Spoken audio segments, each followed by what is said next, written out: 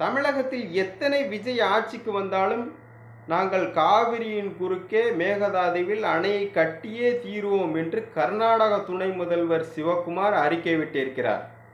அன்றைய பிரிட்டிஷ் ஆட்சியில் 1891ஆம் ஆண்டு மைசூர் சமஸ்தானத்தில் கேஎஸ்ஆர் அணை ஒரு அணையை கட்டிக்கொள்ள அனுமதி தந்ததோடு 9000 ஏக்கர் மட்டும் பயிர் பாசனம் செய்து கொள்ளலாம்.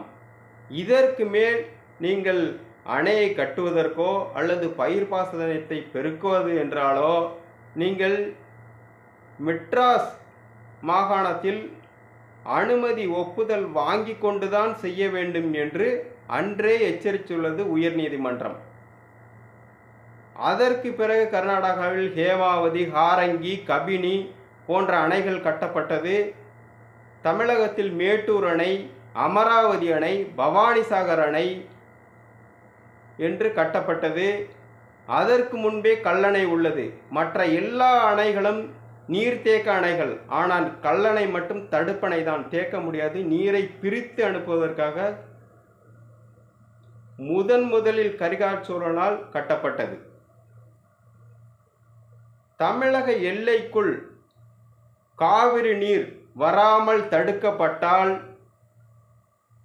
கர்நாடக எல்லையிலேயே தடுக்கப்பட்டால்,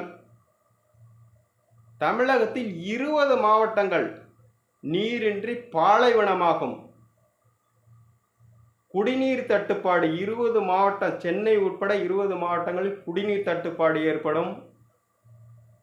மற்றும் காவிரி கரையோர மாவட்டமான கிருஷ்ணகிரி, தருமபுரி, சேலம், ஈரோடு, நாமக்கல், கரூர், திருச்சி போன்ற மாவட்டங்களில் விவசாயமும், காவிரி டெல்டா மாவட்டமான தஞ்சாவூர், திருவாரூர், நாகப்பட்டினம், புதுக்கோட்டை, மயிலாடுதுறை, பெரம்பலூர் போன்ற முக்கிய பாசன மாவட்டம் முற்றிலுமாக பாதிக்கப்படும். விவசாயம் மட்டுமின்றி மனிதர்களுக்கு குடிநீர் மட்டுமின்றி அனைத்து உயிர்களும், கால்நடைகள், பறவைகள், பூச்சிகள், வண்டுகள், மரங்கள் ஆகிய எல்லாமே நீரின்றி அழியும் வாய்ப்புள்ளது.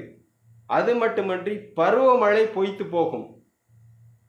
ஆற்றில் நீர் வந்தால்தான் வயல்வெளி, சமவெளிகளில் பாசன வசதி பெற்று அங்கே காற்று குளிர்ச்சி அடைந்து மேகத்தை உற்பத்தி செய்து மேகத்தை அறுவடை செய்து மழையாக பெய்யக்கூடிய அந்த வாய்ப்பும் இல்லாமல் பொய்த்து போகும். ஆகவே பாதி தமிழ்நாடு பாலைவனமாகும் என்று எச்சரிக்கிறோம். நன்றி, வணக்கம். நாம் தமிழர்.